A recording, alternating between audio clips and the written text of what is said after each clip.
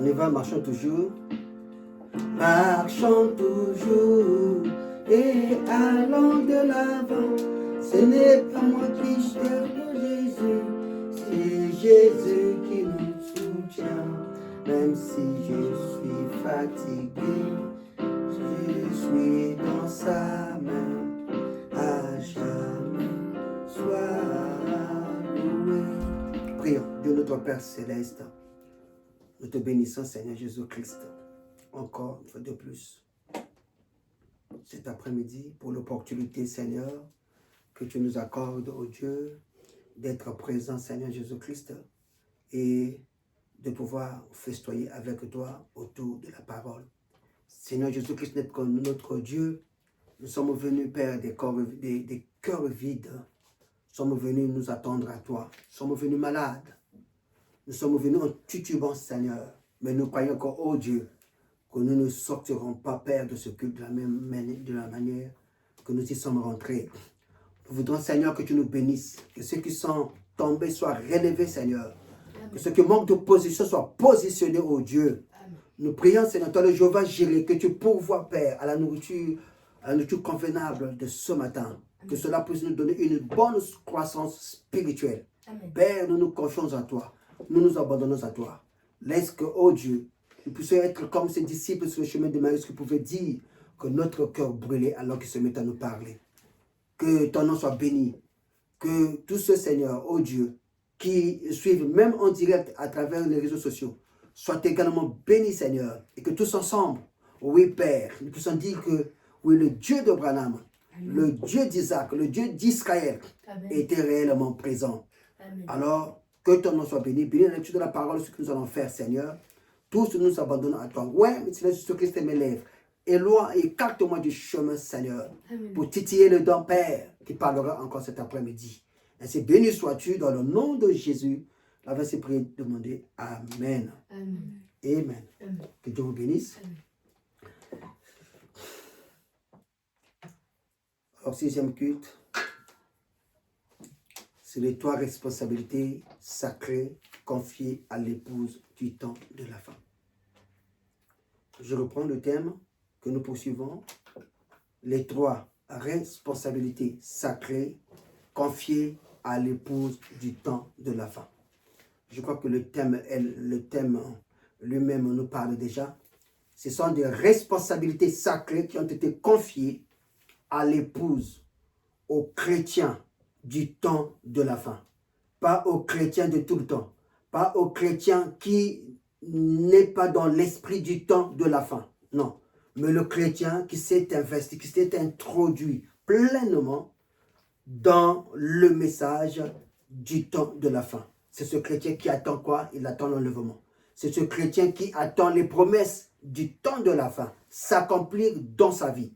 C'est le chrétien qui sait que le temps de la fin est un temps que Dieu introduira un prophète, que Dieu introduira ses promesses, alors que nous serons dans un temps difficile. Amen. Les trois responsabilités sacrées confiées à l'épouse du temps de la fin. Cinquième culte. Et nous poursuivons avec la deuxième responsabilité qui est la féminité sacrée. Alors si nous pouvons lire la parole de Dieu, comme nous venons de faire la prière, ainsi introduisons notre message par la lecture de sa parole. Commençons dans le livre de Genèse. Genèse chapitre 3. Tirons-le du verset 9. Et nous irons jusqu'au verset 20. Aimez-vous la Bible? Amen. Amen. Le chrétien doit aimer la Bible, car la Bible, c'est le livre de Dieu. La Bible, c'est la parole de Dieu. La Bible, c'est ce que Dieu voudrait nous dire et qui a été édifié, amplifié par le prophète. Dans chaque génération, il y a un prophète. Et le prophète, c'est celui qui amplifie ce qui est écrit dans la Bible. Parce que la Bible est un symbole. On peut décoder des symboles. Ce n'est pas un homme, ce n'est pas un Éphésiens 4. Ce n'est pas un Josué qui pouvait décoder la Bible. Amen. Mais c'est Moïse qui pouvait écouter le symbole de Dieu parler. Et à Josué, qui est l'Éphésiens 4 dans cet âge, dans ce temps de la fin, et qui doit prendre ce que Moïse a interprété pour le répéter au peuple de Dieu. Parce que la vie éternelle se trouvera dans ce que Moïse va répéter. La vie éternelle se trouvera dans ce que Josué va répéter. Amen. Voilà pourquoi nous aussi, en ce temps de la fin, nous répétons ce que notre Moïse a dit. Est-ce que c'est clair? Amen. Voilà. Genèse chapitre 3, commençons verset 9. Mais l'Éternel Dieu appela l'homme et lui dit, où es-tu? Remarquez, Dieu appelait Adam. Amen. Adam venait de pécher avec Ève. À travers la porte que Ève avait ouverte. Alors, Adam, voyant que sa femme va mourir, il va aussi pécher comme Ève. Et parce que le péché corrompt et vous éloigne de Dieu. Alors ici, nous voyons qui? Adam s'éloignait de Dieu. Dieu, pendant qu'il arrive le soir, au temps du soir, il descendait pour rencontrer son Dieu. Dieu rencontrant Dieu. Amen. Amen. Parlons des affaires de Dieu. Mais ce Dieu-là, cette fois-ci, il va se cacher. Parce qu'il avait péché. Mais l'Éternel Dieu appela l'homme et lui dit, où es-tu? Le verset 10 dit, il répondit, j'ai entendu ta voix. Qui a entendu la voix? Adam. C'est très bien. J'ai entendu ta voix dans le jardin et j'ai eu peur. Amen. Parce que je suis nu. Voyez-vous? Parce que je suis nu. Et nous sommes dans un âge de la nudité. Parce que je suis nu. Et je me suis caché. Et l'Éternel Dieu dit, qui t'a appris que tu es nu? Est-ce que tu as mangé à l'arbre dont je t'avais défendu de manger? L'homme répondit, la femme que tu as mise auprès de moi m'a donné de l'arbre et j'en ai mangé. L'Éternel Dieu dit à la femme, pourquoi as-tu fait cela? La femme répondit, le serpent m'a séduite et j'en ai mangé. L'Éternel Dieu dit au serpent, puis tu as fait cela, tu seras maudit entre tout le bétail et entre tous les animaux des champs. Tu marcheras sur ton ventre et tu mangeras de la poussière tous les jours de ta vie. Je mettrai inimitié entre toi et ta femme, entre ta postérité et sa postérité. Celle-ci t'écrasera la tête et tu lui blesseras le talon. C'est très profond. Pendant que je lis, il y a beaucoup de choses qui sont en train de plomber dans ma tête. Il a dit à la femme, j'augmenterai la souffrance de tes grossesses. Tu enfanteras avec douleur et tes désirs se porteront vers ton mari. Mais, écoutez bien, il dominera sur toi. Qui dominera? L'homme. Qui dominera? L'homme. Non, précisément ici, c'est qui domine. Adam. C'est le mari. Pas l'homme, mais le mari. Ce n'est pas n'importe qui peut dominer sur n'importe quelle femme. Amen. C'est quand tu deviens le mari d'une femme que tu as obligation de dominer sur elle. Continuons. Le verset 17. Il dit à l'homme, puisque tu as écouté la voix de ta femme, voilà la chute de Adam en Éden, et que tu as mangé de l'arbre au sujet duquel je t'avais donné cet ordre, tu n'en mangeras point, le sol sera maudit à cause de toi. C'est à force de peine que tu en mangeras, que tu en tireras ta nourriture tous les jours de ta vie. Il te produira des épines et des ronces, et tu mangeras de l'arbre des champs. C'est à la sueur de ton visage que tu mangeras du pain jusqu'à ce que tu retournes dans la terre d'où tu as été pris. Car tu es poussière et tu retourneras dans la poussière. Adam donna à sa femme le nom de Ève, car elle a été la mère de tous les vivants. L'Éternel Dieu fit à Adam et à sa femme des habits de peau Voilà, c'est Dieu qui a commencé par habiller Adam et Ève. Il les a donné des habits tout à fait exemplaires. C'était des habits de peau. Le peau de la laine qu'il avait tué à la place d'Adam. Le verset 22. L'Éternel Dieu dit, voici l'homme est devenu comme l'un de nous pour la connaissance du bien et du mal. Empêchons-le maintenant d'avancer sa main, de prendre de l'arbre de vie, d'en manger et de vivre éternellement. Alléluia. Et l'Éternel Dieu le chassa du jardin d'Éden pour qu'il cultivât la terre d'où il avait été pris. C'est ainsi qu'il chassa Adam et Ève. Quand vous avez péché et que vous n'avez plus la vie, Dieu qui fit à Adam et Ève, il les chassa. Il les chassa de l'Éden. Amen. Pour qu'il cultivât la terre d'où il avait été pris. C'est ainsi qu'il chassa Adam et il mit à l'orient du jardin d'Éden des chérubins qui agitent une épée flamboyante pour garder le chemin de l'arbre de la vie. Amen. Amen. Amen. Lisons dans Apocalypse chapitre 3 du verset 15. Oh là là.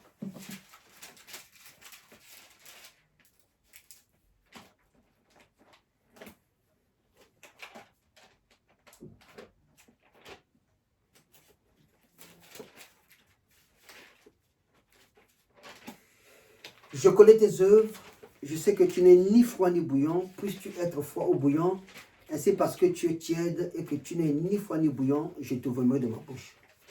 Que l'Éternel bénisse avec sa parole. Amen. Et vous asseoir. Amen. Alors, nous parlons de trois responsabilités sacrées que Dieu a confiées. Attention le câble.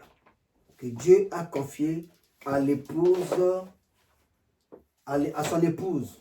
Dieu a confié à son épouse du temps de la fin. Amen. Et l'épouse du temps de la fin, c'est le chrétien véritable. Et s'il est véritable, parce qu'il y a des chrétiens qui ne sont pas véritablement chrétiens. Et ce sont ceux-là qu'on appellerait de la vierge folle. Elle est vierge, elle est chrétienne, oui. Elle est chrétienne, elle est vierge. Mais elle n'est pas sage. Elle est folle. Alors, comment distinguer la vierge folle à la vierge sage? Amen. Branham dit, la différence des deux, c'est que les deux sont vierges. Amen. Amen. Mais de ces deux vierges, il y en a une qui a l'huile, il y en a une autre qui n'a pas d'huile. Au départ, au préalable, les deux sont vierges. Les deux sont chrétiennes. Les deux croient que le Seigneur Jésus-Christ est venu sur la terre. Les deux croient que Jésus est le Fils de Dieu. Il est venu pour payer le prix, verser son sang. Et c'est le sang de Jésus-Christ qui a sauvé l'humanité du péché. Amen. Amen. Voilà pourquoi Jésus à la croix, il a dit, Père, tout est accompli. Ça veut dire, alléluia, ta délivrance a été accomplie au pied du calvaire. Amen. Amen. Ça veut dire que ta guérison a été accomplie au pied du calvaire. Amen. Ça veut dire que Jésus a libéré tes bénédictions au pied du calvaire. C'est-à-dire que le diable n'a aucune emprise sur vous. Amen. Aussi longtemps que vous le reconnaissez, aussi longtemps que vous avez la foi sur la promesse, amen, Amen. le diable pourra vous faire la guerre, mais ils ne vous vaincront pas. Pourquoi?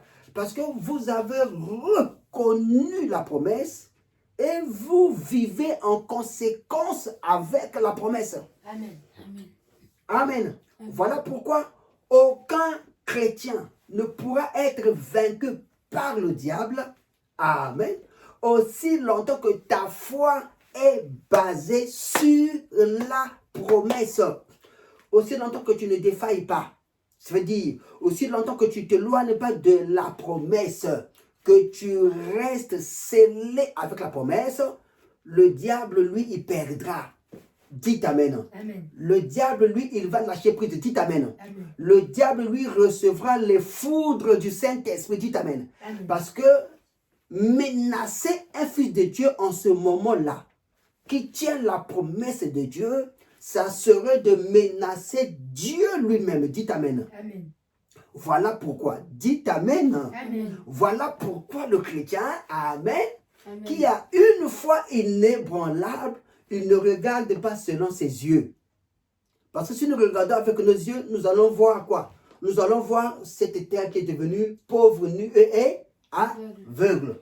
Dieu nous dit, vous devrez appliquer une collier dans vos yeux afin de voir. Nous allons voir quoi? Mais nous allons voir la révélation au-delà de ce que nous voyons. Amen. Amen. La foi consiste à quoi? À voir au-delà de ce que nous voyons. Amen. Amen. La foi quoi regarde à quoi? La foi regarde à l'invisible. Dites Amen. Amen. L'invisible, c'est quoi? L'invisible, c'est l'écriture qui est cachée derrière le visible. Et cette écriture, quand tu y tiens, Amen, Amen. tu deviens une armée Voilà. invincible. Amen. Amen. L'union invisible de l'épouse de Christ, prêchée le 25 novembre 1965 au paragraphe 75. Écoutez là où j'ai tiré le thème de notre sermon. Remarquez ce que lui a été confié. À qui a été confié la chose? À l'Église, à la femme, à l'Église du temps de la fin. Lui a été confié ces trois vertus sacrées. Oh là là, la féminité sacrée, puis la maternité, la vertu sacrée, la féminité sacrée, puis la maternité sacrée. Tout cela l'a été pour honorer son épouse. Ah, voilà la deuxième phrase qui vient étayer, n'est-ce pas, ces vertus auxquelles Dieu confie à l'épouse, à la maman, à la femme du temps de la fin. J'ai dit tantôt que ici, la femme, l'église, l'épouse typifie quoi? Il typifie l'église. Et nous avons défini ce que c'est que l'église qui a reçu les vertus divines. N'est-ce pas? La différence c'est qu'il y a une église qui en a reçu, il y en a aussi qui n'en a pas reçu. Et on les appelle des vierges.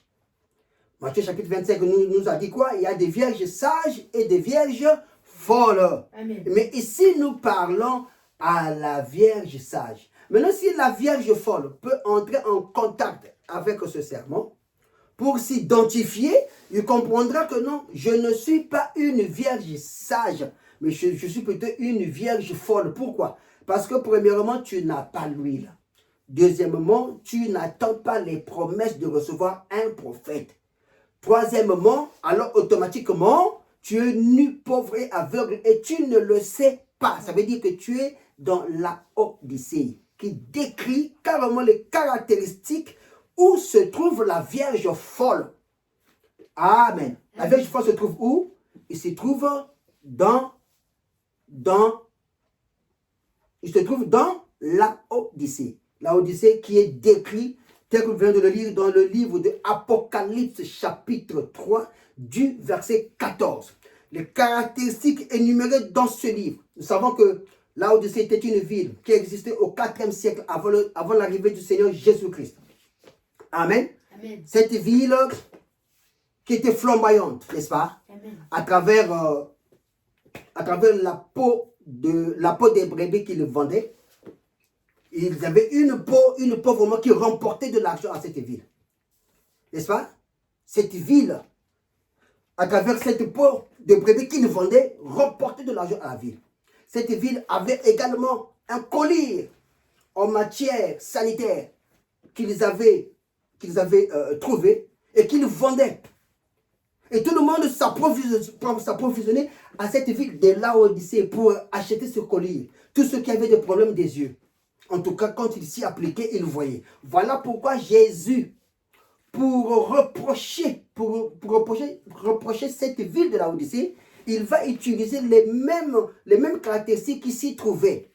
Et c'est de là que Jésus-Christ est arrivé à leur reprocher. Tu ne sais pas que tu es pauvre, nu et aveugle. Mais je veux que tu puisses appliquer pour moi un collier afin que tes yeux puissent voir. Voir quoi? Voir que la vie, la mauvaise vie qui se trouve dans la Odyssée là, n'est pas la bonne. Mais plutôt, tu dois te rapprocher de Dieu. Tu dois te rapprocher de la parole. Tu dois te rapprocher de ton messager. Parce que cette ville avait un messager. Amen. Amen. Oui, et c'est le messager prophète du temps de la fin, puisque c'est la dernière église qui avait ces caractéristiques. Et c'est le dernier messager du temps de la fin, amen, Amen. qui nous a introduit là-dedans, nous montrant quoi? Nous montrons que nous avons besoin, alléluia, de ce collier. Nous avons besoin de ces vertus. Et l'épouse a la force, en puisant dans ces 3 vertus sacrées, qui l'amène à sortir de la Odyssée. Notre force, amen, se trouve dans ce que le messager nous a décrit. Il nous a dit, voilà ce qui est la Odyssée. N'est-ce pas? Amen. La Odyssée qui est pauvre et aveugle a un problème. N'est-ce pas? Il est aussi tiède. Et la tiédeur de la Odyssée, il a été décrit. Ça venait de quoi? Ça venait de cette eau. Cette eau qui venait de Minneapolis, qui avait été tirée, qui faisait plus de 6000 km. Voyez-vous? Donc, le temps que cette eau qui était chaude là-bas était transitée pour arriver à la Odyssée, elle est arrivée tiède. Or, l'eau tiède, on ne peut le boire. Si tu bois de cette eau, tu vas le rejeter. Bois l'eau tiède, tu ne pourras pas l'avaler. Et cette église était tiède. Or, une église qui est tiède, vous ne saurez le placer. Voilà pourquoi Jésus-Christ est en train de dire, mais je te trouve tiède. Je préférerais que tu sois soit bouillon, soit quoi? Soit froid. Au moins, je saurais où te prendre, t'amener à la justification, dans la sanctification et au baptême du Saint-Esprit. Et c'est la nature du chrétien d'aujourd'hui. Voyez-vous, quand nous prenons les caractéristiques de cette église, depuis le 4e siècle là-bas, qui a été énuméré dans la Bible, Dieu voulait nous montrer qu'en ce temps de la fin, lorsque Dieu se tournera à l'église pour venir parler, pour venir choisir une épouse qui devait porter son nom, amen, partant de la première église d'Éphèse jusqu'à la dernière église, puisque nous sommes à la dernière église qui est l'église de la Odyssée. Cette église de la Odyssée, qui s'est introduite depuis 1906,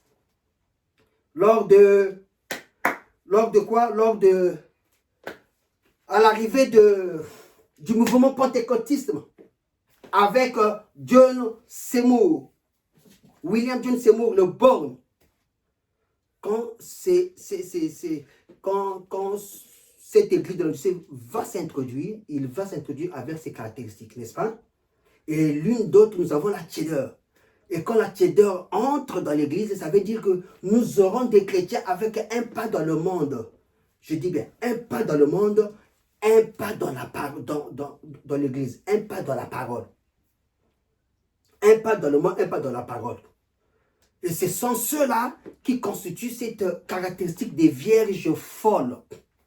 C'est-à-dire qu'ils écoutent le messager qui leur donne l'huile, mais au lieu de prendre cette huile et de se l'appliquer sur le corps, ils prennent l'huile, ils mettent de côté, ils disent, ah, je vais me l'appliquer plus tard. Ça veut dire quoi? Il sait qu'il mène une sale vie. Il n'a pas le temps de se repentir aujourd'hui. Il dit, l'enlèvement tarde encore, j'ai tout mon temps. Alors que c'est aujourd'hui ou jamais. Dieu t'a fait faveur. Il t'a sorti de la Odyssée. Comme la femme de l'autre. Elle était sortie de Sodome.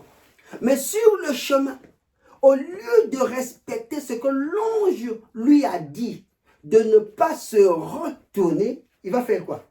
Elle va désobéir. Ah, voilà d'où vient le problème. La désobéissance. Or, la désobéissance, c'est la caractéristique du chrétien qui produit l'iniquité dans sa vie. Quand on te dit ne fais pas la chose, mais que tu le fais, sachant que ce n'est pas bon. Comme on aime le dire, je veux le faire nanko. Mais quand tu le fais, c'est même la preuve, amen, que l'esprit de têtudesse est en toi. Que le diable est là, en train de te conduire à sa manière.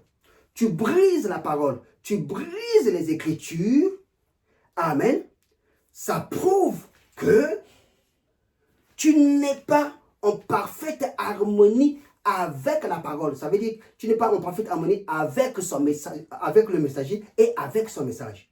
Donc, prendre l'écriture, appliquer cela dans ta vie. C'est ça que Dieu attend de nous pour nous appeler la Vierge sage. Ce n'est pas que pendant que je le déverse ici, que moi-même je ne le vis pas, c'est faux. Ce n'est pas que pendant que je vous le donne, vous dites Amen ici, mais que vous ne vivez pas cela, c'est faux. Dieu attend nous identifier en prenant l'écriture et en nous l'appliquant dans notre vie.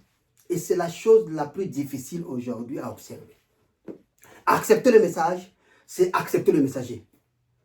Être la Vierge sage, c'est quoi? C'est accepter tout ce que Dieu nous a dit à travers son messager. Quand nous disons, ah, cette écriture, je mets d'abord de côté, je la vivrai plus tard. C'est la preuve que tu n'as pas la capacité de vivre la parole. Dites Amen. Amen. Tu n'as pas la capacité de vivre l'écriture. Dites Amen. Amen. Et là, tu n'es pas encore rentré dans ton sacerdoce. Et là, tu ne peux pas encore exercer librement ton sacerdoce. Pourquoi? Parce que tu as encore des freins. Tu n'es pas encore totalement délivré. Oui, la féminité sacrée. C'est écrit de la Odyssée qui était tiède, nous l'avons dit. Amen. Amen.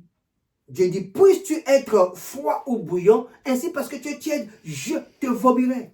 Dieu a vomi cette église. C'est une église, c'est une vierge. Mais Dieu l'a vomi.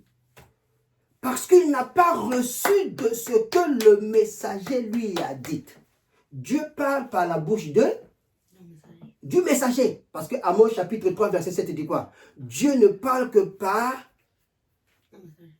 Dieu ne parlera que par la bouche des prophètes.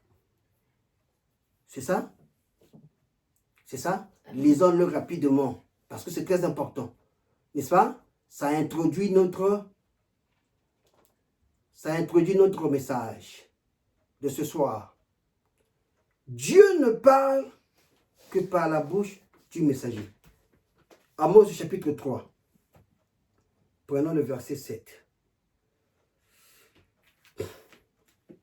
Commençons au verset 6. Sonne le temps de la tempête. N'oubliez pas que la tempête, c'est l'évangile. Sonne le temps de la tempête dans une ville sans que le peuple soit dans l'épouvante. Peux-tu prêcher la parole? Et le diable sort de là, il dit, les démons sortent de l'église, ils disent, c'était un bon serment. Frère, tu es un faux oin. Je dis, je répète, je martèle. Le diable entre dans l'église, il adore, il prie. Et à la fin, il sort de là, il dit, j'ai écouté un bon serment. Il est souriant, il est tranquille. Ça veut dire que tu es un faux oin. Je dis, je répète, je martèle. Tu es un faux oin. Sonne le temps de la tempête dans une ville, sans que le peuple soit dans l'épouvante, dans le tumulte, dans la crainte, dans la peur. Oh, quand Élie montait pour aller rencontrer Akab, il n'avait jamais hésité. Il a dit, Akab, je te le dis, il n'y aura plus ni pluie, ni rosée, sinon à ma parole. Le peuple était dans le tumulte. Amen. Le pasteur a parlé. Dieu a exaucé la prière du pasteur. Comment le peuple ne sera pas dans le tumulte? Qu'est-ce qui ramène le chrétien dans une vie pure? C'est lorsque tu parles et Dieu accomplit ce qui sort de tes lèvres. Sonne le temps de la tempête dans une ville sans que le peuple soit dans l'épouvante. Arrive-t-il à un malheur dans une ville sans que l'Éternel en soit l'auteur? Le verset 7. Car le Seigneur l'Éternel ne fait rien sans avoir révélé son secret à ses serviteurs, les prophètes. Dieu a révélé la parole à son serviteur Moïse. Ce n'est pas Josué, le type de l'Éphésiens 4, qui avait un message à délivrer au peuple. Non. Il lui a dit, reste fidèle, Josué, Maintenant que Moïse est parti, Dieu dit à Josué, reste fidèle avec ce que Moïse t'a dit. Josué n'avait pas de message en lui à délivrer au peuple. Après le départ de Moïse, Éphésiens 4 qui, Josué devrait prendre les lettres introduites par Moïse pour amplifier, pour donner l'explication possible au peuple de Dieu, pour l'appliquer avec le peuple de Dieu. Et quand ils ont appliqué avec le peuple de Dieu, la Bible dit quoi? Que dans ces lettres-là, là tu réussiras. Dans ces lettres-là, c'est là, aussi longtemps que tu resteras fidèle à cela. Amen. Que moi, Dieu, je serai avec toi, comme j'ai été avec Moïse. Oh my! Ne l'avons-nous pas fait avec Paul? Les lettres de Paul ont été traduites aux Thessaloniques, aux Éphésiens, aux Romains, aux Corinthes. Amen. Ces lettres-là ont été introduites dans l'Église. Quand il appelle Timothée, il dit, Timothée, sois fidèle à ton appel. Timothée devait prendre les lettres de Paul et les introduire dans les églises. Veiller à ce que ces lettres de Paul soient accomplies. C'est les mêmes lettres que reçoivent aujourd'hui l'église à travers les 7 messagers d'Asie mineure. Les 7 églises d'Asie mineure qui détiennent toutes ces caractéristiques de la première à la dernière. Sachant comment Dieu devrait reconstituer le corps de Christ. Le corps de Christ doit être constitué à travers les 7 églises. Voilà pourquoi, arrivé à la 7e église, amen, nous nous retrouvons en plein dedans. Il y en a des chrétiens qui ne savent même pas à quel espace de temps nous trouvons-nous selon la Bible. Mais nous nous trouvons dans l'espace de l'église de la Odyssée avec ses caractéristiques. Amen. Et quand nous lisons les caractéristiques de la Odyssée, c'est là que nous voyons, nous nous trouvons. C'est un âge bizarre, un âge où la tiédeur est complètement rentrée. La tiédeur est rentrée. Les mêmes qui vont dans les églises, ce sont les mêmes là qui vont voler la nuit. Vous avez aujourd'hui, le diable ne s'évertue plus d'avoir peur de se décrire. Regardez aujourd'hui comment l'homosexualité est pratiquement libéralisée. On arrive même à vouloir les bénir. Chose que dans l'ancien temps, on ne pouvait pas admettre. Pourquoi? Parce que c'est le temps de la fin où l'obscurité s'est abattue pleinement. Amen. Ce n'est pas réellement l'objet de mon sujet, mais nous y sommes allés. Certainement, Dieu voulait que nous puissions y arriver. Parce que nous sommes au tout début. Oui, donc à travers ces 3 responsabilités sacrées, Dieu veut conduire son église. Cette église, cette femme, cette épouse qui a péché depuis l'Éden, qui a été chassée de l'Éden. Quand nous avons dit, lorsque Adam a vu que Ève avait péché avec le serpent, lorsque Adam a vu que la porte de la défaite, amen, la porte de la malédiction, c'était la femme qui l'avait ouvert, alors Adam s'est dit que la femme doit mourir parce que la Bible dit que l'âme qui pêche, c'est cette âme-là qui mourra. Dieu avait dit de ne pas manger, de ne pas pécher, et si tu pêches, tu meurs. Voilà pourquoi le péché amène la mort. Et la mort, c'est l'éloignement d'avec Dieu. Voilà pourquoi quand Adam a péché, il s'est éloigné de Dieu. Il est allé se cacher. Dieu était dans l'obligation d'appeler son Dieu. Mais quand il appelait son Dieu, ce dernier-là, il était caché. Dieu sait que quand quelqu'un a péché, c'est là qu'il se cache. Alors il s'est mis à l'appeler. C'est Dieu qui est venu te chercher dans la boue du péché où tu te cachais. Pourquoi? Parce que tu es son fils. Il ne peut pas vivre sans toi. Il est obligé de venir te chercher et de te pardonner. Oh mon frère, ma soeur, si tu es là en train de m'écouter, je te dis une chose. Peu importe la nature de ton péché, tu dois savoir que le Dieu de Branham, le Dieu d'Isaac, le Dieu d'Israël, Amen, il est là pour pardonner ton péché. Parce que sans toi, Dieu n'est rien. Oui, sans toi, Dieu n'est rien. Dieu pour s'épanouir sur cette terre, il a besoin de toi. Alors il doit venir te chercher dans le monde. Il doit te crier dessus. Ah, Adam, Adam, où es-tu? Père, j'ai entendu ta voix, je me suis caché. Avez-vous déjà vu quelqu'un qui a péché et qui vient publiquement dire que j'ai péché vraiment? Pardon, il va commencer à cacher le péché. Jusqu'à ce que Dieu vous fera grâce à démasquer ce péché-là. C'est là, s'il a réellement Dieu, qu'il va passer à la confession. À la réparation. Père, oui, j'ai péché. Parce que tu as péché, alors le péché amène quoi? La sanction. N'est-ce pas? Et Dieu a commencé à sanctionner. Commençons par Adam. Adam explique que Dieu a écouté Adam parler. Et Adam a accusé la femme. C'est là que chacun commençait à partager le sens de responsabilité. Voilà pourquoi Branham nous a prêché sur les responsabilités sacrées que Dieu a confiées à son Église. Ce sont les responsabilités qui incombent l'Église, qui incombent la femme. Alors Dieu commençait à dégager les responsabilités à son Église. Commençons par Adam. Adam, qu'est-ce qui s'est passé? Adam explique. C'est la femme que tu m'as mis à mes côtés. Moi, j'étais pour moi là tranquille. En Éden, tout marchait bien. Tu avais fini de créer. Nous étions dans l'ambiance. Mais quelque chose est arrivé, on n'a pas compris c'était quoi. Et regarde, ça s'est coupé en dirait. Non? Ah, j'ai cru que ça s'était coupé. Quelque chose est arrivé, curieusement. Curieusement, la femme a mangé la chose avec le serpent. Oh! Mais moi, j'ai vu que, comme la femme a été séduite, si moi je laisse la femme comme ça, la femme va mourir, je vais encore rester seul. Voilà pourquoi je suis rentré moi aussi dans la chose, pour que tu ne puisses pas nous tuer nous deux. Ah bon, puisque Dieu ne peut pas tuer son fils, alors il a dit, vous allez subir la sanction. Et il a dit à Adam, parce que tu as fait cela, la terre te produira des ronces. Et toi la femme,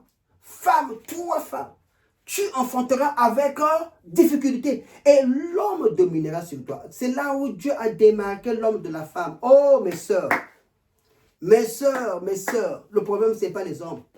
Les hommes que vous voulez marcher dessus aujourd'hui. Parce que l'Odyssée, c'est un âge où la femme a ses droits. Il réclame les droits de l'égalité. Et pourtant, Dieu l'avait démarqué de l'homme. Elle remonte en pente pour montrer à Dieu que nous t'avons mis dehors. C'est l'âge où jamais Dieu est mis dehors. Et il est à la porte en train de frapper pour chercher à entrer. La femme a mis Dieu dehors. Il ne veut même plus entendre parler de lui. Et il vient dans cette société réclamer ses droits pour non pas seulement établir l'égalité, mais aller même jusqu'à marcher sur l'homme. Voilà pourquoi si la femme n'est pas tenue vraiment aux aguets, elle va tellement percer qu'au point où elle va arriver à un niveau où on ne peut plus jamais l'atteindre. Regardez quand une femme commence des bêtises, si vous ne l'arrêtez pas, oh, elle arrivera à un temps où elle va carrément dépasser la ligne de démarcation. Le temps de la rattraper trop tard. Les choses arrivent à ses fins. J'en ai parlé avec un éminent serviteur de Dieu à qui je disais, bien-aimé, la femme d'un serviteur de Dieu, c'est une femme que Dieu fait avec des caractéristiques tout à fait différentes des autres femmes.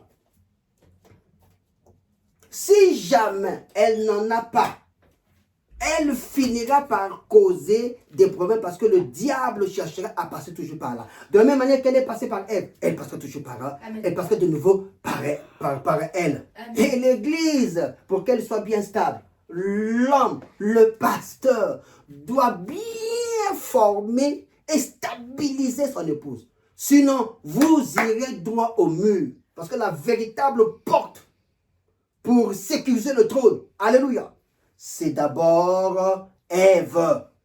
La Ève, la maman de tous les enfants. C'est elle qui doit d'abord être stable. S'il n'y a pas de stabilité là-bas, mon frère, tôt ou tard, tu en connaîtras. Tu seras comme Adam qui était obligé de tomber. Amen. Amen. Alors, puisqu'il est question de responsabilité, c'est quoi c'est que la responsabilité? Être responsable, c'est quoi? Être responsable, nous disons, c'est le fait de répondre de ses actions. Donc, ce n'est pas que tu sais que tu as posé un mauvais acte.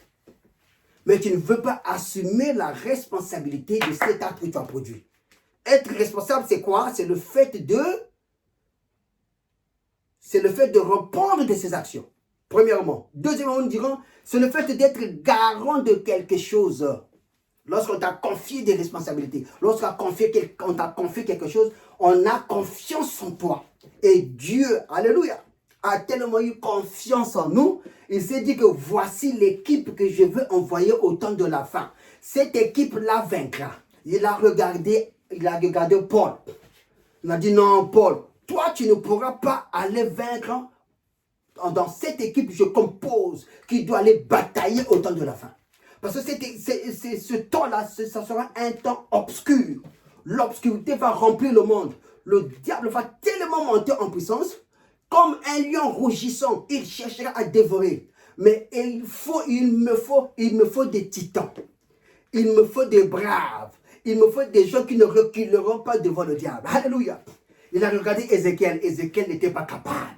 Il a regardé Abraham. Il n'était pas capable. Il a regardé à Zacharie. Zacharie n'était pas capable.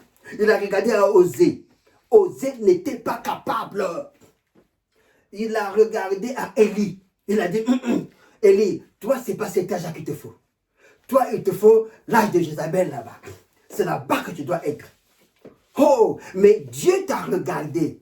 Il a vu, tu réponds aux caractéristiques, tu réponds aux données, et tu es capable de renverser le diable en ce temps de la fin. Alors, il t'a responsabilisé. Alléluia. Il t'a responsabilisé. Alléluia. Il t'a mis garant de quoi? Garant de sa parole. Voilà pourquoi quand tu montes, quand nous voyons le prophète Branham monter, remarquez, c'est en 57, je crois, qu'il était allé prêcher l'agneau et la colombe. Pendant qu'il prêchait l'agneau et la colombe. Amen. Remarquez que c'était 50 ans selon que la Bible nous parlait de l'effusion du Saint-Esprit à Azusa Street. N'est-ce pas? 50 ans venaient, donc, parce que c'était en 1956, voilà. Donc 1906 et 1956, vraiment, on s'est rendu compte que nous arrivons à 50 ans depuis que le fuseau du Saint-Esprit est descendu sur la terre. Depuis que Dieu nous a introduits dans l'âge de la Odyssée. Alors, 50 ans que devons-nous faire? Nous devons prêcher sur le jubilé. Parce qu'à chaque 50 ans, amen, dans les fêtes juives, 50 ans nous produit le jubilé. C'est là où jamais celui qui était captif, amen, devait être libéré. Vraiment, on va alors prêcher ce sermon-là sur l'agneau et la colombe. Amen. Amen. Non, il va prêcher ce serment sur le jubilé. Il va prêcher le jubilé. C'est l'année du jubilé, 50 ans. Nous devons entrer maintenant dans la liberté de quoi? De vivre la parole. La liberté d'être libre contre le péché. En montrant que depuis que Dieu est entré en scène depuis 1906. Amen. Et il va demander aux Américains, notamment à l'église américaine, amen, que c'est le péché qui les empêche de se mouvoir. Ils se considéraient comme étant l'épouse, la Vierge sage. Vraiment, va leur demander au prophète, vous n'êtes que la Vierge sage. Vous n'êtes que la Vierge folle. Pourquoi? Parce que vous gardez vos droits. Les droits américains vous empêchent d'arriver à être des vierges sages.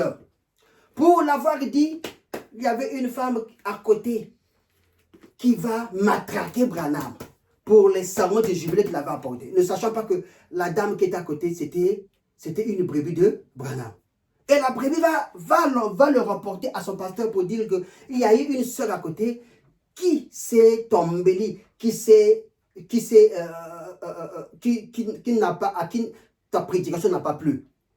Voilà que Branham, la même nuit, Dieu va l'inspirer alors de produire l'agneau et la colombe. Amen. L'agneau et la colombe. Pour vous montrer quoi? Pour vous montrer que pourquoi vous avez du mal à perdre vos droits? Pourquoi vous avez du mal à perdre vos droits? C'est parce que, amen, Vous voulez garder vos droits. Vous n'êtes pas encore arrivé à la nature de la brebis. Et la brebis ne réclame pas ses droits lorsqu'on l'attend. Les droits de la brebis, c'est quoi? C'est de donner sa laine. Alléluia. Oui, d'être garant de quelque chose. Et Branham n'a pas hésité de monter à la chair. Lui, la sentinelle que Dieu a placée là, pour réclamer l'action qu'il venait de produire. Oh my, je voudrais dire une chose. Pour nous aujourd'hui, fais-le. On va te traiter de tout. Dénonce le péché. Aujourd'hui, on va te traiter de tout. Branham a bien stipulé cette femme-là. Écoutez l'agneau et la colombe. Branham parle bien de cette femme-là qui était assise ici hier, qui a boudé à mon sermon. Il n'a pas eu froid aux yeux de réclamer cette sœur. Fais-le aujourd'hui, ton prédicateur. On va te traiter de tout. Fais-le aujourd'hui. Pour eux, il faut cacher le péché. Non, non, non. Il faut comment ça se dit? Il faut maquiller le péché. Chut, ne dis pas, chut. Ce sont des grands hommes. Tu vas avoir des problèmes. Des problèmes avec qui? Je veux avoir des problèmes avec les hommes ou avec Dieu? Avec le diable? Nous allons vraiment avoir des problèmes avec le diable. Parce que j'ai été placé ici pour dénoncer les actes du diable. Peu importe le niveau où ça peut arriver. Ça arrive à mes oreilles, nous éclaboussons cela. Amen. Écoutez, être responsable, c'est aussi avoir la capacité de prendre des décisions individuellement. Alléluia. Amen. En toute responsabilité, tu dois être de même à prendre des responsabilités de façon individuelle. Comment toi, tu n'es plus un enfant, tu es né et grandi. À un certain âge, Dieu te donne le libre arbitre. Ça veut dire la capacité de dire oui ou non. Voilà pourquoi Dieu dit, je vous donne la liberté, amen, d'accepter ou de refuser. Amen. Amen. Dieu ne force jamais un culte. Dieu ne force jamais une chose. Mais il a laissé le libre arbitre à l'homme d'accepter ou de refuser. C'est la capacité de prendre des décisions de façon individuelle. Oh my. Amen. Malgré cela, aujourd'hui, nous voyons des chrétiens baptisés du Saint-Esprit, mais qui n'ont toujours pas cette capacité de choisir. Donc, il faut que le pasteur choisisse à leur place, ou il faut que papa et maman choisissent à leur place, ou ils ne savent en fait où aller ou que faire. Mais ils ont le Saint-Esprit, c'est des chrétiens du temps de la fin, dans ce message, vivant le message, voulant marcher avec ce message. Non, non, non, non, non, non, mes bien-aimés. Dieu donne, je dis bien, la capacité à l'homme de prendre des décisions individuelles. Cette capacité-là, amen, c'est la responsabilité que Dieu confie, l'une des responsabilités que Dieu confie à son épouse du temps de la fin, amen, amen, de pouvoir marcher avec. Parce que Dieu n'appelle pas tout le monde de la même manière. Amen. Dieu n'appelle pas toute une famille, alléluia, à vivre le message ou à connaître le message. Remarquez, dans la famille d'Isaïe, Dieu en avait appelé qui? Il en avait appelé qu'un seul. C'était qui? C'était David. David avait 15 ans. Quand Dieu l'appela, pour lui donner la responsabilité, lui confier la responsabilité individuelle de devenir roi. Ça veut dire qu'à 15 ans là, David savait que je suis né pour régner. Toi, Dieu t'a choisi. Il t'a appelé. La trompette a sonné pour toi. Cette trompette a sorti du monde. Cette trompette a sorti du milieu où tu buvais, tu fumais, tu marchais avec des voyous, n'importe qui. Dieu aujourd'hui a fait de toi un fils de Dieu. C'est ça cette trompette-là qui a sonné pour toi. Maintenant, quand la trompette sonne, tu dois encore attendre maman et papa pour dire va à gauche, va à droite, prends ceci, ce qui est bon pour toi, fais ceci, ce qui est bon. Mais tu n'as jamais ramené la chose à la parole pour savoir si la parole dit vrai ou pas. C'est cette capacité de garder encore la soi-disant épouse du côté de la Vierge folle. Amen. Elle est vierge folle, pourquoi? Parce qu'elle est encore gérable. par des petits démons qui sautent à gauche, qui sautent à droite. Parce que tout ce qu'elle fait n'a rien à voir avec la parole. Et ça, c'est la Vierge folle. Elle n'a pas encore la capacité de prendre des décisions seule, individuelles. Amen. Car en fait, cette épouse doit être capable de ramener la chose dans la parole, d'attendre jusqu'à ce que Dieu lui a révélé puisse être manifesté, et alors d'attendre alors le résultat. Madame dit, c'est dans le stade de l'église. Madame dit, quand quelque chose m'est révélé, alléluia, je dois le ramener dans l'écriture. Sola scriptura. Je dois le ramener dans l'écriture. Et une fois que si l'écriture est vraie, alors je dis Amen parce que Dieu a parlé. Ainsi, j'attends le résultat. Voilà pourquoi moi, quand Dieu me révèle quelque chose et que j'amène ça dans la parole, quand je sais que c'est ça, je dis, j'appelle les éminents, j'appelle les gens édifiés, les gens qui ont du caractère. Je dis, voilà ce que Dieu a montré. Mettez ça en prière, si nous pouvons aider ce bien-aimé à sortir de ce que Dieu m'a révélé. En ce moment-là, je sais que les bien-aimés vont mettre les genoux par terre pour prier afin que Dieu fasse quelque chose. Et nous attendons le résultat. Et souvent, je dis bien, depuis que je prêche ce message, tout ce que Dieu me révèle, c'est toujours accompli. Je dis bien tout. Même si cela, il pouvait se cacher pendant longtemps, tôt ou tard, Dieu finit par exploser les choses et ramener les choses à la surface. C'est quoi? C'est Dieu confiant sa responsabilité. Amen. Amen. Prenons le Seigneur Jésus-Christ lui-même. Dieu lui avait donné une responsabilité qui était tout à fait simple. Allons-y pas à pas.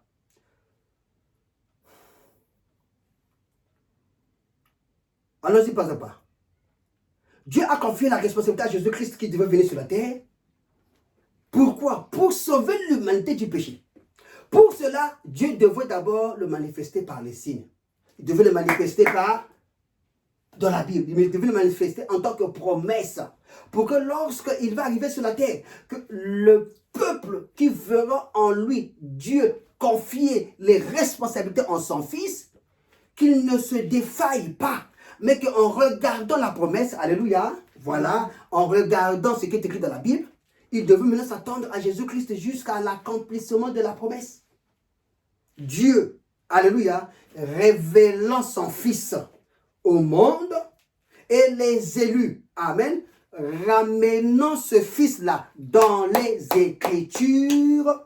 Et quand le Fils est ramené dans la parole, nous voyons les promesses du Fils s'accomplir en lui. Et là, nous pouvons lever les mains et dire gloire à Dieu. Amen. Là, nous pouvons lever les mains et dire Alléluia. Amen. Là, nous pouvons lever les mains et dire Amen, Amen. Pourquoi? Parce que il est décrit selon que la parole a été écrite de lui. Et c'est l'une des choses aujourd'hui, l'épouse a du mal à mettre en pratique. Dieu lui confie les responsabilités. Et quand il arrive à assumer ses responsabilités, il est obligé de tendre l'oreille comme la Ève. Voilà pourquoi elle est une épouse. Voilà pourquoi elle est une église. Et son erreur, c'est de tendre l'oreille toujours aux individus qui peuvent le mettre en erreur. Son erreur, c'est de tendre l'oreille aux gens qui peuvent le dérouter de sa conduite. Alléluia. Attention aux leurs. Et cette épouse a oublié que le Seigneur Jésus-Christ lui-même est passé par là. Oh, nous voyons Jésus-Christ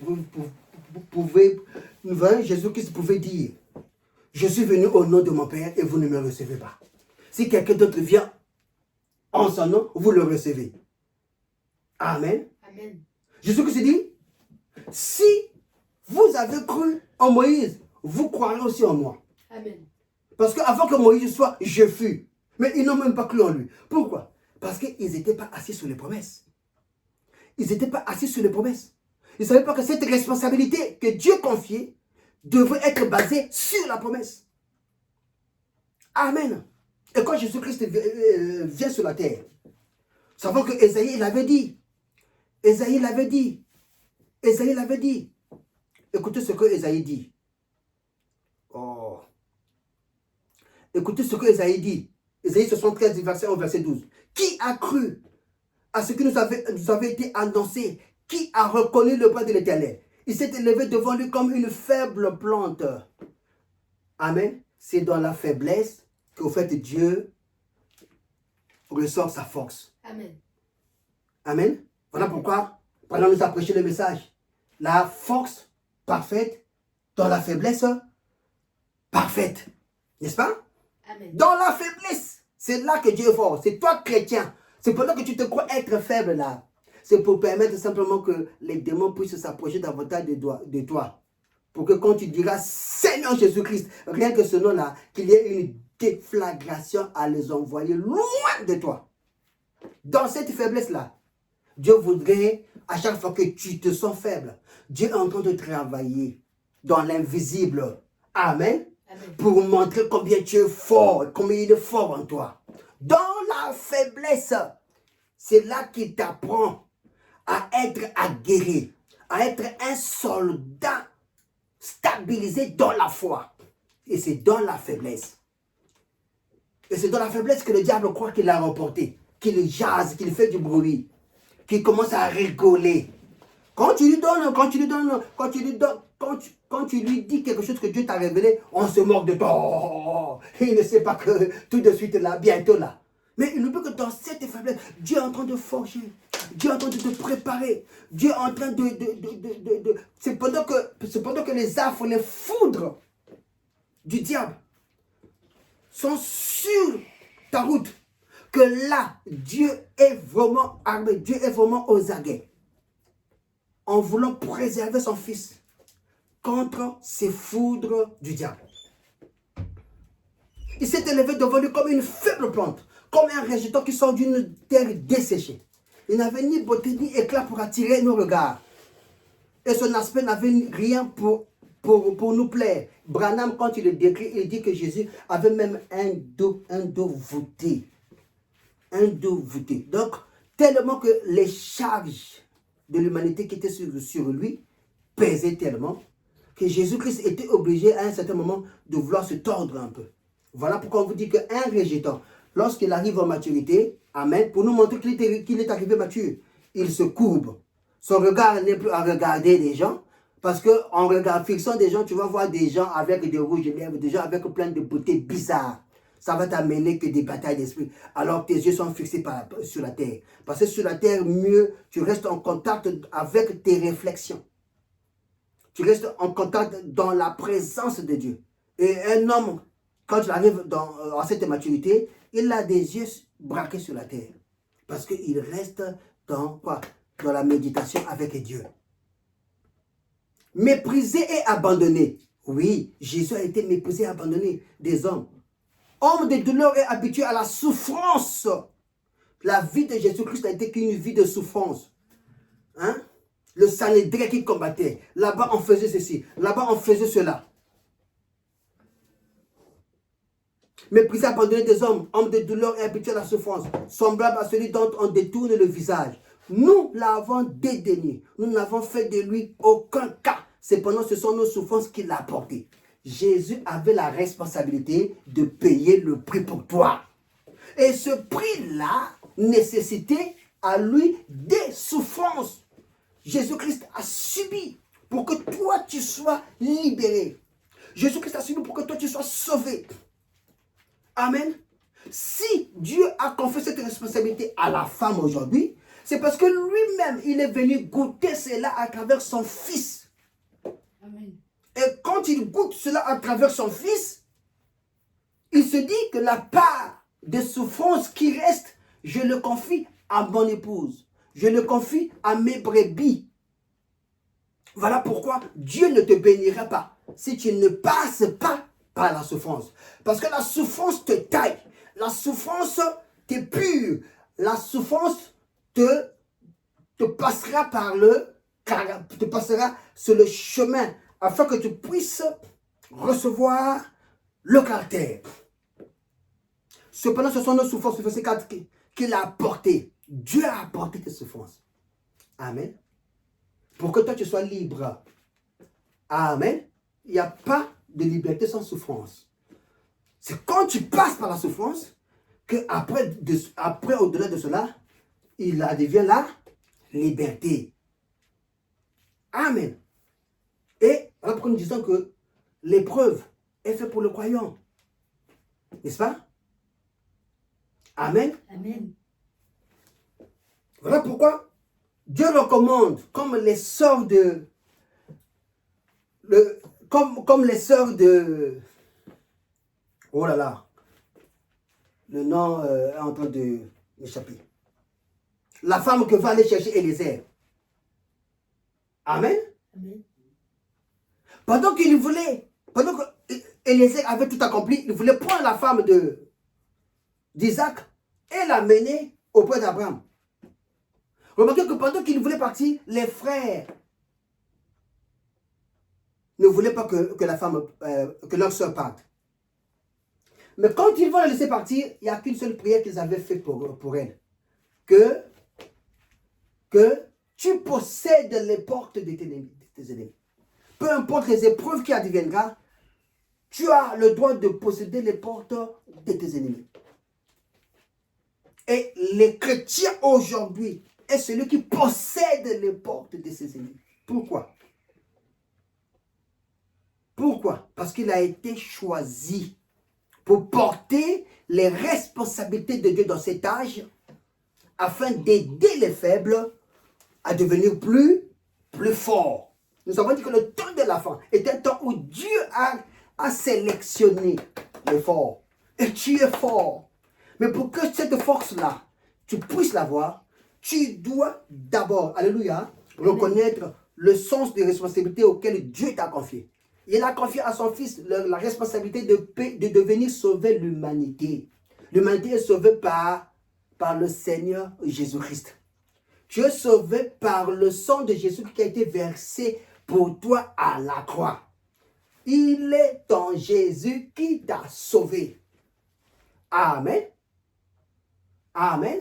Amen. Dieu lui a confié cette responsabilité. Mais ne crois pas que parce qu'il a confié à lui, à toi, il ne t'en a pas confié. À toi aussi, il t'en a confié. Mais il est blessé pour nos péchés, brisé pour nos iniquités. Le châtiment qui nous donne la paix a été tombé sur lui. Si Jésus-Christ a été blessé, toi aussi tu seras blessé. Mais l'on saura que réellement si tu es chrétien ou pas, c'est quand tu seras blessé. Le châtiment qui donne la paix est tombé sur lui. Et c'est par ces meurtrissures que nous sommes guéris. Ce n'est pas les meurtrissures de ton père ou de ta mère ou de quiconque, mais les meurtrissures du Seigneur Jésus-Christ. Nous étions tous errants comme des brebis. Chacun suivait sa propre voie. Nous étions tous errants comme des brebis. Donc, donne-moi de quoi, monsieur? Le blanc là. Donc, celui qui suit ses propres voies, qui n'ont rien à voir avec la Bible, ça veut dire que c'est un errant encore. C'est une brebis galeuse. Ah, aujourd'hui là, je vais écouter la parole de Dieu. Ah, aujourd'hui je m'assois. Ah, aujourd'hui je suis fatigué. Ah, aujourd'hui ceci. Tu es encore une brebis galeuse. Tu es encore une brebis galeuse. Amen. Nous étions tous errants comme des brebis. Chacun suivait sa propre voie. Amen. Dis-moi où c'est écrit, toi aujourd'hui tu dois faire ça, ça et ça. Oh non, c'est pas écrit, mais moi c'est ce que j'ai dit. C'est la preuve que tu n'as pas encore reçu cet esprit. Mais est-ce que ce que tu fais là c'est la parole? Oh non, mais moi j'ai dit que c'est comme ça. C'est même la preuve que tu n'as pas encore reçu le Saint-Esprit. Et l'Éternel a fait retomber sur lui l'iniquité de nous tous. L'Éternel a fait retomber sur lui. Il a été maltraité et opprimé. Et il n'a pas ouvert la bouche, semblable à un agneau qu'on mène à la boucherie. Attention, ce n'est pas qu'après, Jésus-Christ ici était innocent des faits qui lui incombaient. Mais c'était simplement pour que le prix du rachat, le rachat du péché du monde, du péché d'Adam, soit réellement racheté pour que toi tu puisses vivre librement. Parce que nous étions oppressés, opprimés par Dieu, par le diable Satan. Il est venu payer le prix.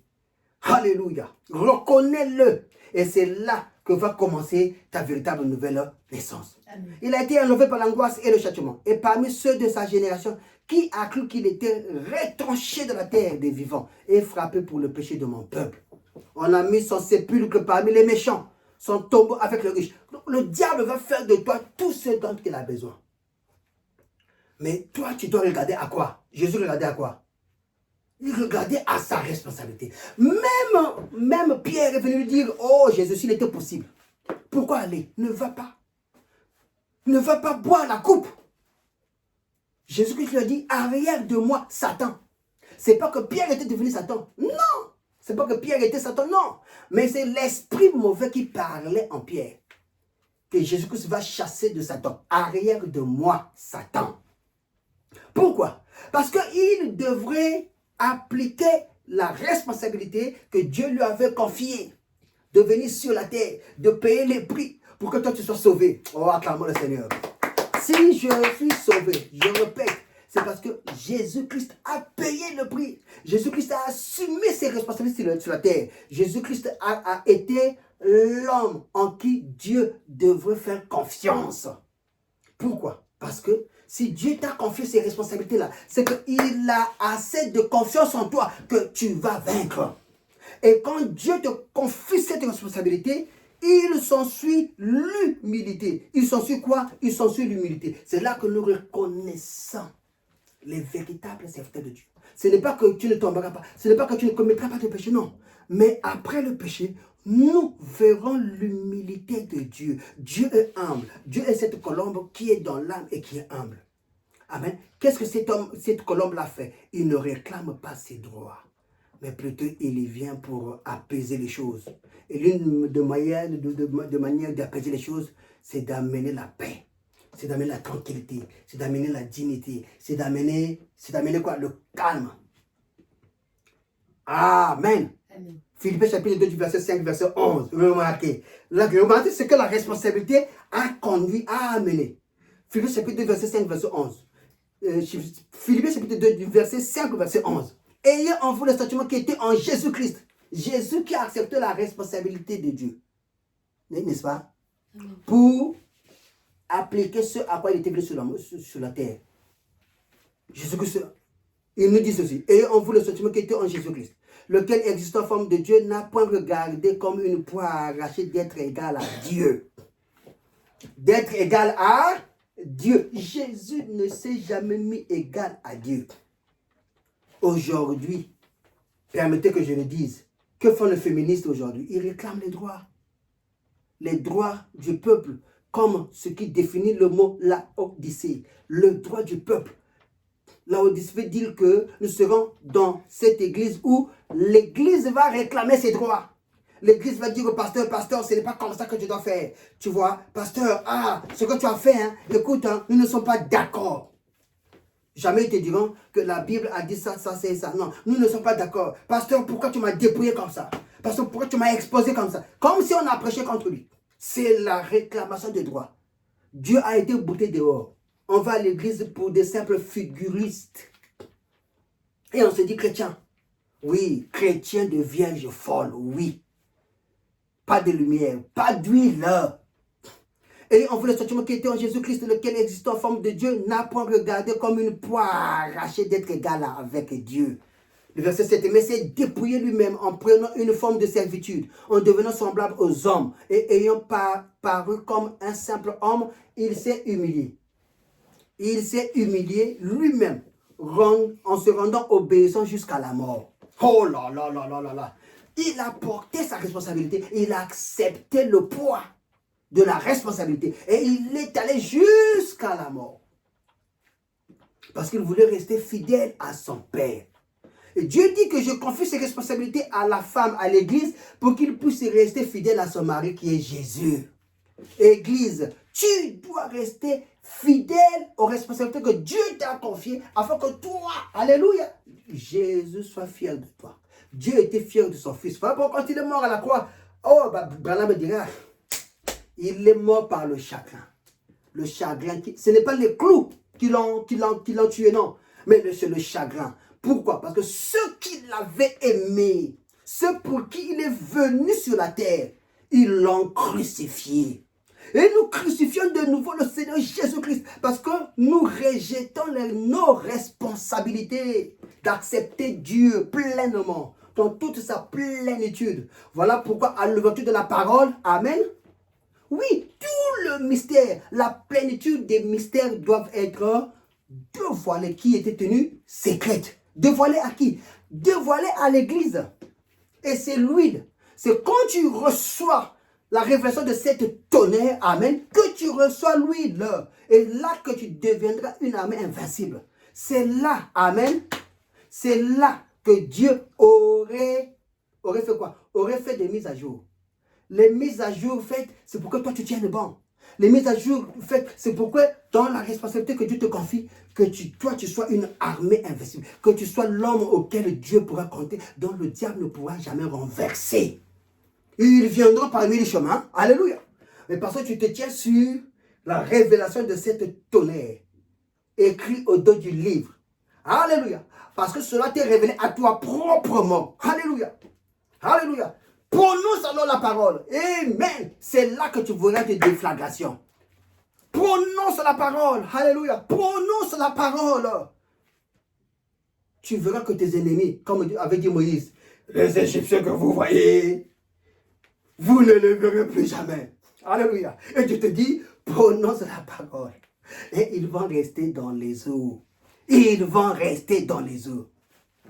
Dieu veut voir en toi, c'est quoi? C'est l'humilité. Amen. L'humilité pour que lui puisse croire en toi. Amen. Oui. Voilà pourquoi, comme je le disais mardi, Dieu ne peut pas, comme je le disais, oui, je le disais vendredi, non mardi. Dieu ne peut pas agir si toi, tu es toujours là à prendre le dessus sur toute chose. Quand Dieu t'a confié un message, délivre le message, retire-toi. Laisse maintenant alors le temps à Dieu, amen, de descendre maintenant pour accomplir les vérités qui sont sorties de tes lèvres. Il y a un temps où il faut parler, il y a un temps où il faut se taire et laisser librement le choix maintenant à qui? Le Père, au Père lui-même. Alléluia. De laisser maintenant librement le choix à qui? Au Saint-Esprit. Lui qui t'a réellement parlé, de descendre maintenant pour exécuter sa parole. Et c'est là que nous pouvons attendre des déflagrations. Écoutez, le verset 8. Et ayant paru comme un simple homme, quand vous cherchez à paraître, c'est le diable. Moi aussi, je veux être des grands, alors je dois avoir des jeunes ministres autour de moi, pour qu'on dise que je suis grand. Je dois être évêque. Hein? C'est le diable. Vos intentions sont fausses. C'est pourquoi aussi Dieu l'a souverainement élevé et lui a donné le nom qui est au-dessus de tout nom. Alléluia. Afin qu'au nom de Jésus, tout genou fléchisse dans les cieux et sur la terre et sous la terre. Et que toute langue confesse que Jésus-Christ est Seigneur à la gloire de Dieu le Père. Amen. Et quand tu le confesses, le problème ici, ce n'est pas seulement de le sortir de ta bouche. Parce que beaucoup aujourd'hui, nous avons compris, ils sortent ça des lèvres, mais eux-mêmes dans leur cœur, ils ne croient pas. On commence à dire votre prophète, votre Bible, votre parole. Parce que dans le cœur, il y a un autre Dieu assis là-bas qui ne peut pas permettre que cette place-là qu'il occupe, que le Dieu suprême, alléluia, que le Seigneur Jésus-Christ vienne et trouve vraiment sa place. L'une des choses que Jésus-Christ a fait, il n'a jamais réclamé ses droits.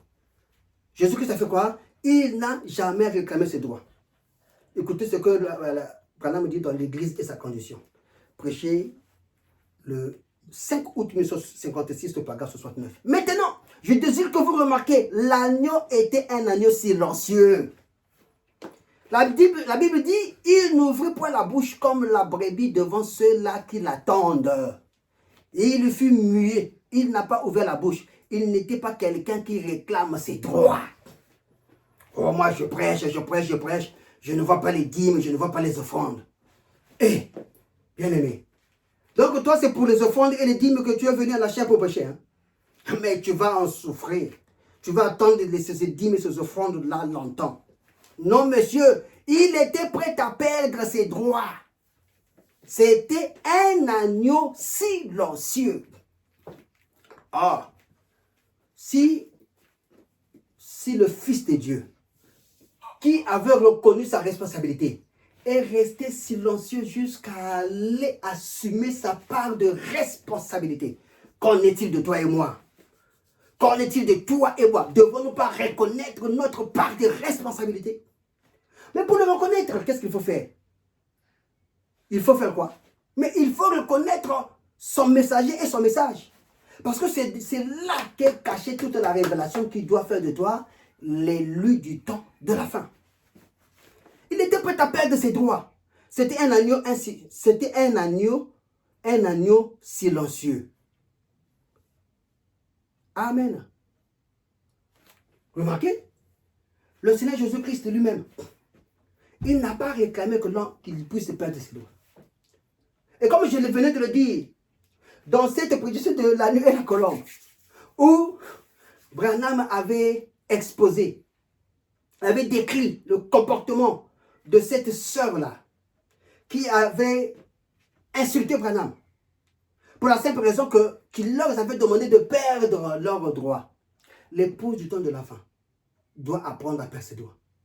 Ils se sont dit que oui, nous, si nous vivons comme ça, c'est parce que nous sommes américains. Et la loi américaine nous stipule de pouvoir vivre ainsi. Mais attention, le chrétien n'est pas américain. Branham dit non, vous avez reconnu la loi américaine. Le droit américain vous impose de vous habiller comme ça. Dites amen.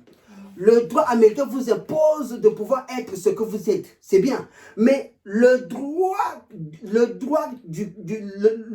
de Christ, le droit à la parole, vous demande de perdre le droit américain. Alléluia. Amen. Vous demande de perdre le droit américain pour accepter le droit de la parole. Votre programme me dit, vous avez le droit, amen, de rejeter le droit américain.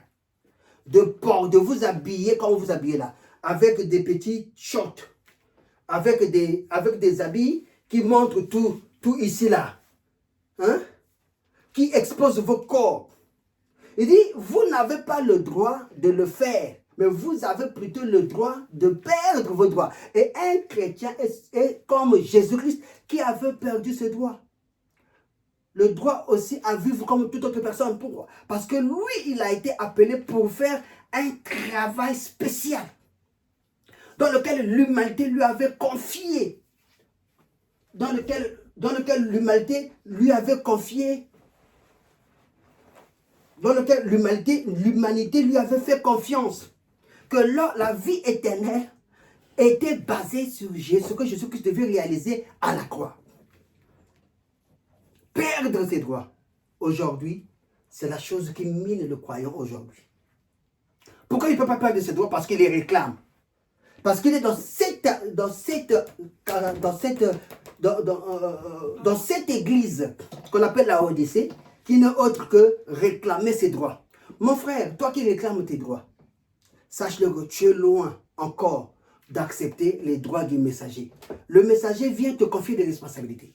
Et ces responsabilités ne t'amèneront qu'à perdre tes droits qui sont stipulés dans cette église de la Odyssée. Et si tu es là en montant en puissance pour réclamer tes droits en tant qu'église, amen, sache-le que tu n'arriveras jamais, amen, à appliquer les responsabilités qui t'incombent. Parce qu'il est démontré quoi? Que pour que Jésus-Christ arrive à la croix, il devrait d'abord perdre ses droits. Et comme une brebis, oui, voilà me dit, la brebis ne se plaint pas lorsqu'on le tende. Tout ce qu'il donne, c'est quoi? Il donne le meilleur de lui-même. Et qu'est-ce que la brebis a de meilleur? C'est quoi? C'est sa laine. Amen. Et c'est sa laine. Et la laine de la brebis, c'est quoi? Ce sont ses droits. La brebis a le droit de ne pas donner sa laine. Mais parce que, amen, on a besoin de ça. On a besoin de ces droits-là. Qu'est-ce qu'il fait? Il les perd. Il les perd au profit de l'homme qui le fait. Amen. Il le perd au profit de l'homme qui le fait. Et la brebis perd ses droits. La brebis fait quoi? La brebis perd ses droits. L'une des choses que les brebis ont du mal aujourd'hui à perdre, c'est leurs droits. Amen. C'est leurs droits qu'ils n'arrivent pas à perdre. Ils veulent être égaux à l'homme. Amen. La brebis est celle-là qui va chercher à conduire, comme Jézabel qui conduisait Akab. Amen. Or, quand la brebis commence à conduire l'église, c'en est fini. Parce que la sentinelle qui est placé dans l'église, c'est qui? C'est le pasteur. C'est lui qui doit être garant de la parole dans l'église.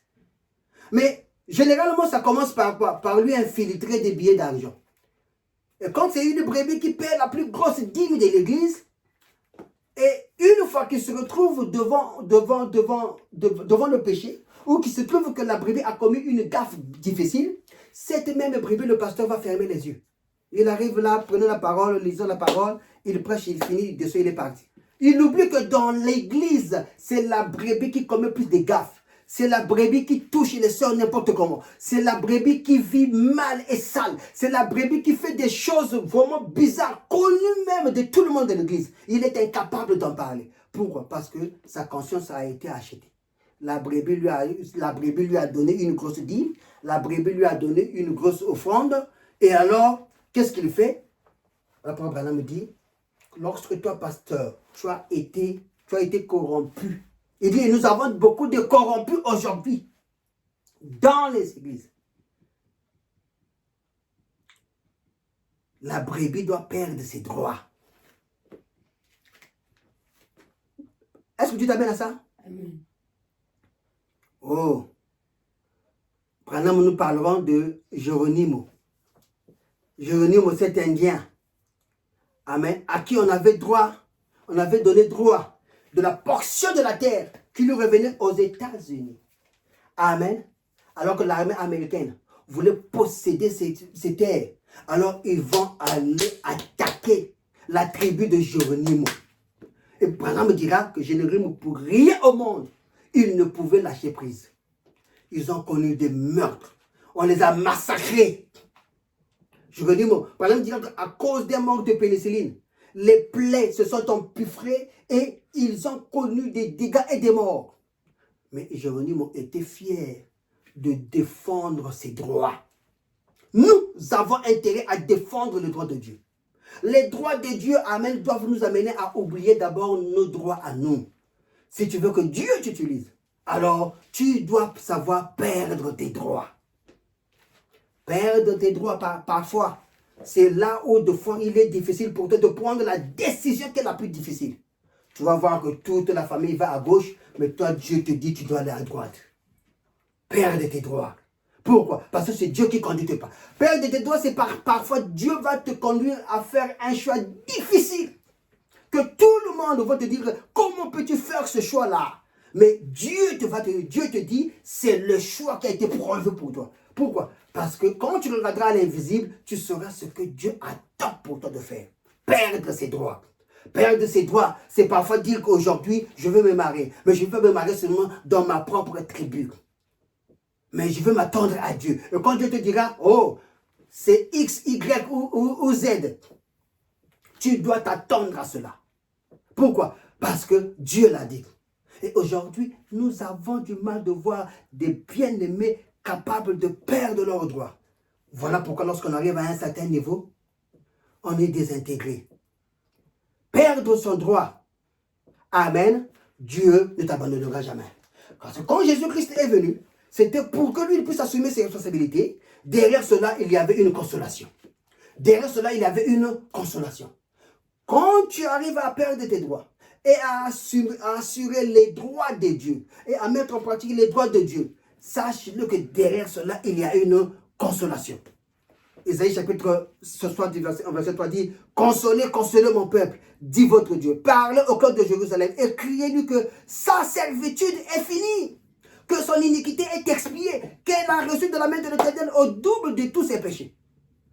Passé, présent et futur, terminé. Tu ne vivras plus dans le péché. » Alléluia. Voilà pourquoi nous disons toujours que si Adam de Genèse a péché, il est tombé. L'Adam de ce dernier jour ne tombera pas. Il a été consolé, dit Amen. Il a été consolé. Oui. Et Dieu, alléluia, le cœur de Jérusalem, Dieu a parlé au cœur de Jérusalem. Dieu a parlé à ton cœur. Il a été expulsé. Il a été jeté dehors. Il est en train de frapper à la porte. Amen. Alléluia. Amen. Oh, mais la nouvelle Jérusalem, a son cœur ouvert. Dès qu'il frappe à sa porte, il ouvre la porte, il entre et il devient en lui et lui, en Dieu, devenant un seul cœur, une seule chose. Oui, Dieu est en train de frapper à la porte. Il veut te solliciter. Alors si tu lui ouvres, ça veut dire que tu as reconnu le droit de Dieu. Si tu lui fermes la porte, ça veut dire que tu as fait quoi? Tu n'as pas accepté perdre tes droits. Alors, où vas-tu t'engager? Où vas-tu te placer? Vas-tu perdre tes droits ou vas-tu les reconnaître? Remarquez, Akab n'avait pas perdu ses droits au point de laisser sa femme Jézabel monter sur lui. C'est la femme qui dirigeait, c'est la femme qui le commandait, c'est la femme qui faisait tout. Akab n'avait jamais perdu ses droits. Voilà pourquoi quoi? Voilà pourquoi Dieu va envoyer Élie pour venir les mater. Et il avait promis, Jézabel, ton corps, ton sang sera léché par des chiens. Et toi également, Akab. Et nous l'avons vu arriver. Oh mon frère, ne prenons pas le cas, ne soyons pas dans la prédisposition d'Akab. Ne laissons pas, alléluia, l'église vous conduire. Ne laissons pas l'église, alléluia, décider pour la marche chrétienne. L'église doit se soumettre à attendre Dieu lui parler au moyen de son pasteur, au moyen de la parole. Et laissant le soin au pasteur d'être le garant de la marche de l'église. Sinon, nous mélangerons les persos. Oui, perdre nos droits, c'est ce que l'église doit faire pour qu'il puisse assumer ses responsabilités. Oui, parfois Dieu te prendra, il t'amènera où? Dans la vallée. Il t'amène dans la vallée là-bas. Amen. Si tu as réellement perdu tes droits, alléluia, tu feras quoi? Tu entreras dans cette vallée-là. Et dans la vallée, il y a la boue. Dans la vallée, il y a les eaux pillantes. Il y a l'herbe. Tu rentres là, tu marches là. Dieu t'amène là parce qu'il veut t'apprendre quelque chose.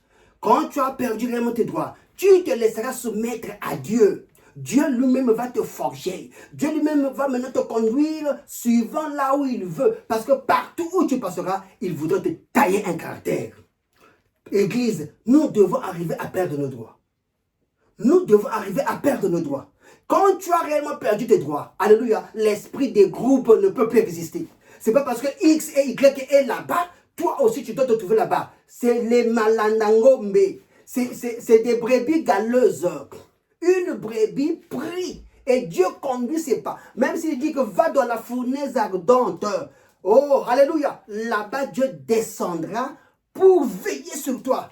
Parce que tu as perdu premièrement tes droits. Qu'est-ce qui fait que la brebis puisse aller partout là où il y a des groupuscules réunis? Parce que là, il va retrouver ses droits. Voilà pourquoi il va là-bas. Il ne les a jamais perdus. Mais quand tu perds tes droits, tu ne peux plus te retrouver dans le même groupuscule, montrant que tes pas ne sont plus conduits par l'Éternel. Parce que la Bible dit que les pas des justes sont conduits par l'Éternel. Et quand tu as la révélation de Dieu, alléluia, Dieu fera que tu puisses, pour qu'il te taille, que tu puisses te retrouver parfois à marcher seul. Parce qu'il veut travailler avec toi de façon individuelle. Ce n'est pas en vous retrouvant, vous vous retrouvez sous forme de viens, il y a 4 fois de viens, on va faire ceci, on va faire cela. Allez, Dieu vous donne la main d'association. C'est faux! L'église de Jésus-Christ est conduite par la révélation. Ce n'est ni par la chair ni par le son. Alléluia. Mais par la révélation. Et tu es Pierre. Dites amen.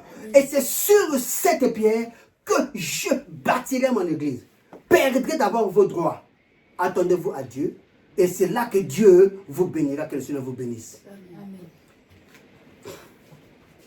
Le prophète de Dieu nous a donné un sage pour l'épouse de Jésus. Si tu as compris que ton nom se trouve dans l'église, confie-toi en Jésus.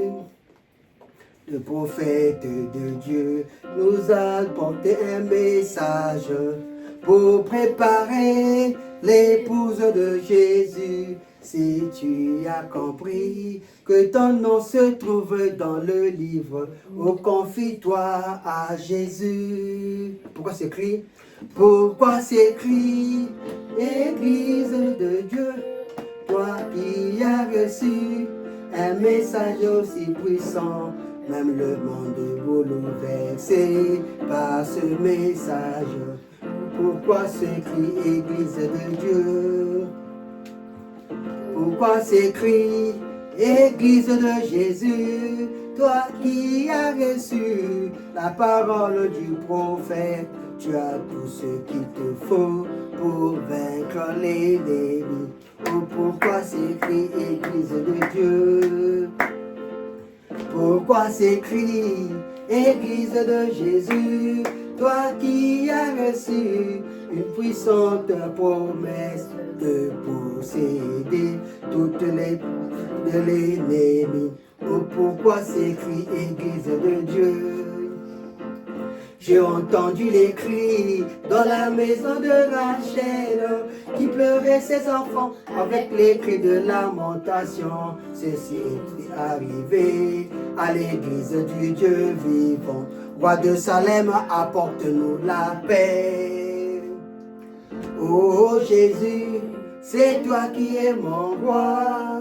Oh Jésus, c'est toi qui es mon maître. Oh Jésus, c'est toi que j'adore. À jamais, sois loué. Marchons toujours, on y va. Marchons toujours et allons de l'avant. Ce n'est pas nous qui tenons Jésus, c'est Jésus qui nous soutient. Même si je suis fatigué, à jamais sois loué. Prions. Tendre Père Céleste, nous sommes cette église du temps de la fin. Pour peu que nous le disons tous, et personne n'aimerait se retrouver dans cette phase de la Vierge folle. Cette Vierge qui n'a pas d'huile, qui certainement lui avait été tendue l'huile. Mais elle s'est dit, oh, j'ai encore le temps. Je la mets d'abord de côté. Je la mets d'abord de côté. Le temps viendra où je vais me l'appliquer. Seigneur, laisse que tu révèles à ton église qu'il est plus tard que nous le pensons. Puis-tu permettre, Seigneur, que nous puissions accepter cette huile et de nous l'appliquer dans notre vie. Seigneur, quand cette huile est appliquée, oh Dieu, tu as dit que nous perdrons nos droits. Le droit, Seigneur Jésus-Christ, au lieu de les réclamer, mais plutôt de les perdre au profit, Seigneur Jésus-Christ, de toi, qui viens nous confier ses responsabilités. Tu as dit, Seigneur, que lorsque nous habiterons, lorsque tu habiteras en nous, Père, nous verrons l'humilité, Seigneur, grandir en nous. Nous verrons dans notre marche combien, oh Dieu Tout-Puissant, tu opéreras la délivrance. Tu nous consoleras, tu guériras, Seigneur. Et tu amèneras, Père bien-aimé, oh Dieu Tout-Puissant, ceux qui sont tombés à les relever. Seigneur, nous voudrons voir tes promesses se réaliser, s'accomplir dans notre vie. Père, nous ne comptons que sur toi. Béni sois-tu, Seigneur. Bénis ce peuple. Bénis ton épouse, Seigneur. Cette vierge qui était tombée en Éden, oh Dieu, et dont Adam a voulu protéger, au lieu de protéger la parole. Mais tu as dit que la dent de ce temps de la fin, Seigneur, protégera la parole. Alléluia. Et parce qu'il protégera la parole, en même instant, Seigneur, il protégera aussi les siens. David, Seigneur, a accepté d'être roi. Il est sorti, il a marché, Seigneur. Oh Dieu Tout-Puissant. Et en marchant, Seigneur Jésus-Christ, lui, il a assumé la part de ses responsabilités. Abraham, Seigneur, a accepté la responsabilité de quitter, Seigneur Jésus-Christ, le pays de Ur, oh Dieu, pour, Père bien-aimé, oui, Seigneur Jésus-Christ, un pays dont toi, oh Dieu Tout-Puissant, tu étais, Seigneur Jésus-Christ, la Jérusalem céleste. Ce pays où coulait le lait et le miel, où tu lui avais confié, Seigneur, il devait y marcher. Seigneur, à travers lui, toute sa famille, Seigneur Jésus-Christ, suis connecté, Père, pour arriver à bon port. Oh Seigneur, permets aussi, Seigneur, que le pouce de la fin puisse apprendre à perdre ses droits, Seigneur, pour assumer sa part des responsabilités, accepter le message, accepter les responsabilités que tu lui as confiées, afin que, oh Dieu, sur son chemin, qu'il draine, Seigneur Jésus-Christ, toute sa famille, à converger, Seigneur Jésus-Christ, vers le message. Afin que, oh Dieu Tout-Puissant, là où il y a le péché, Seigneur, que la grâce abonde. Là où il y a la sorcellerie, Seigneur Jésus-Christ, oh Dieu, que le Saint-Esprit descende, brûle, écrase, chasse ces démons, Seigneur Jésus-Christ. Et que la vie Zoé, Père, puisse trouver refuge. Afin que tous ensemble puissent dire, oui, le Dieu de Branham, le Dieu qui est venu nous sortir de l'âge de la Odyssée, le Dieu d'Israël, le Dieu de l'épouse du temps de la fin, il est réel, il est vraiment réel. Que ton nom soit béni, bénis ton peuple. Bénis aussi, Seigneur Jésus, ceux qui étaient avec moi ici présents, Père. Tous ensemble, nous nous attendons simplement à toi. Dans le nom de Jésus-Christ, tu as ainsi prié, demander. Amen. Amen. Amen. Amen. Que Dieu vous bénisse.